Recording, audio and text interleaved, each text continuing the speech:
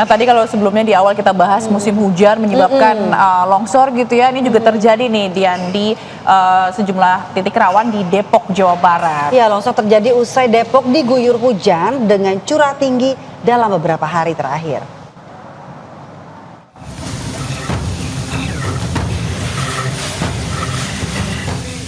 Longsor di bantaran Sungai Ciliwung kini sudah mulai merambat ke jalan umum dan berpotensi merambat ke rumah warga. Hal ini dapat terjadi jika tidak segera ditangani oleh dinas terkait.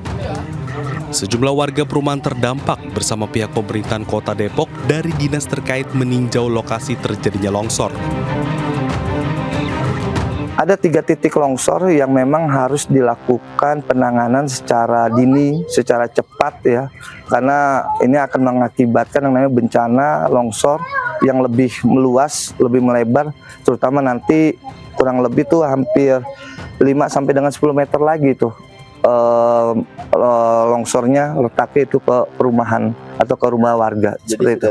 Dari urgensinya, kemudian kalau tidak segera ditangani, efeknya itu bisa lebih besar lagi. Apakah nanti misalnya ada jalan lintas warga yang karena longsor ini bisa jadi putus, sehingga akhirnya tidak bisa dilintasi lagi gitu. Nanti ada beberapa kriteria yang nanti akan menjadi dasar pertimbangan supaya penentuan penganggarannya itu bisa lebih objektif lagi. Sebelumnya, hal ini pun sudah dilaporkan sebanyak 2 kali dan sudah dilakukan audiensi oleh pihak Pemkot Depok. Dari Depok, Jawa Barat, Iyung Rizky, iNews melaporkan. Sementara itu pemirsa dan juga Zila, 4 penambang tertimbun longsor saat tengah menambang di tambang emas ilegal di tepi sungai Batang Gadis, penyambungan Mandailing Natal, Sumatera Utara. 2 orang penambang tewas di lokasi tertimbun longsor.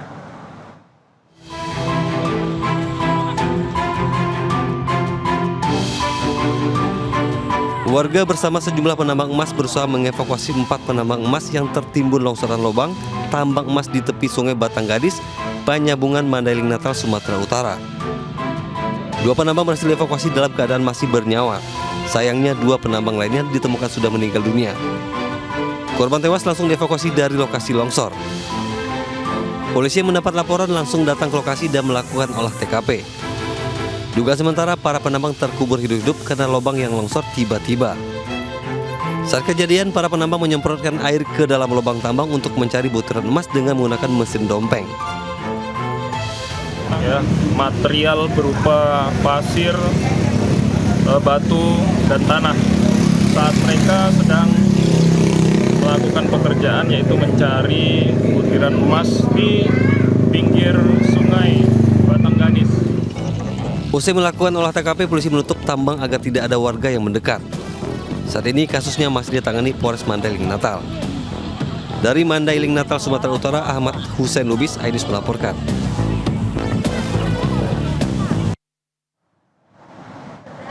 Ya, sementara itu pemirsa, proses evakuasi korban longsor tambang di Gorontalo terus dilakukan oleh tim gabungan. Dan total 23 korban meninggal dunia telah ditemukan.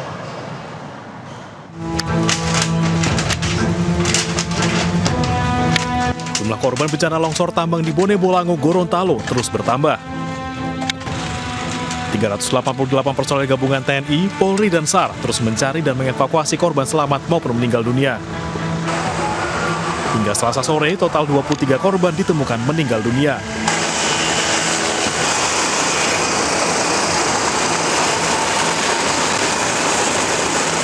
Sementara korban selamat berjumlah 73 orang.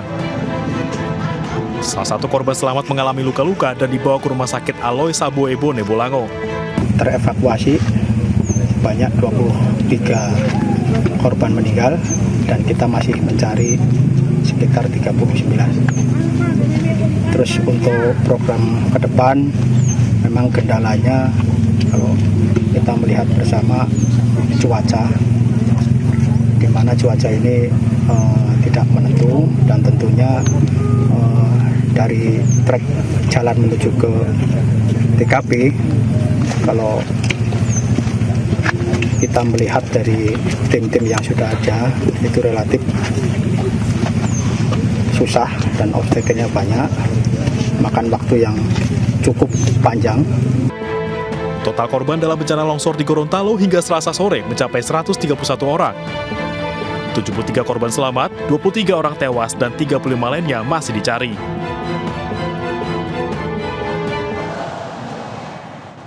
Pemirsa, sejumlah jenazah korban longsor tambang emas di Desa Tulabolo, Suawa Timur, Gorontalo tiba di rumah duka. Keluarga korban pun tak sanggup menahan isak tangis saat kedatangan jenazah.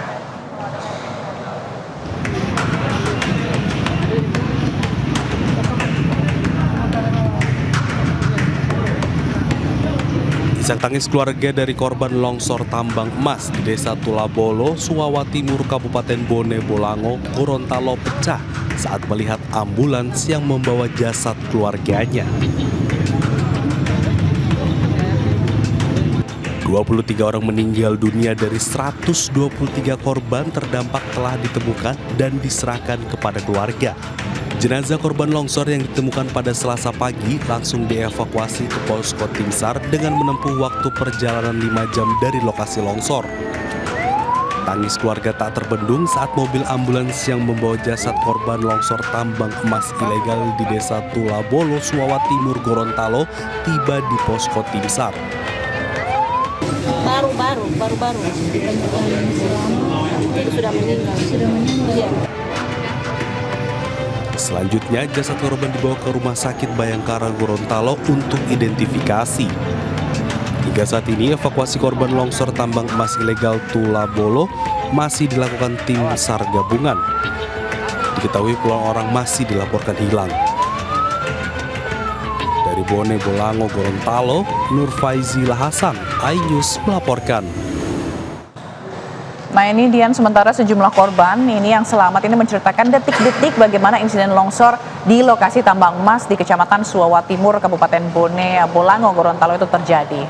Longsor yang terjadi pada Sabtu pekan lalu, pemirsa, pukul 11 malam menewaskan 23 orang dan puluhan lainnya hilang.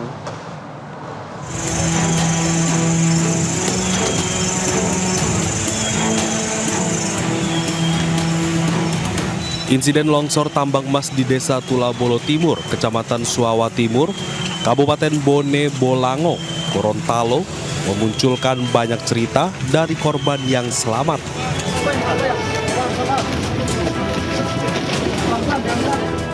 Salah satunya dari ketiga korban bernama Ridwan Wajeh, Nofri, dan Jufrid. Mereka menceritakan bagaimana detik-detik longsor itu terjadi.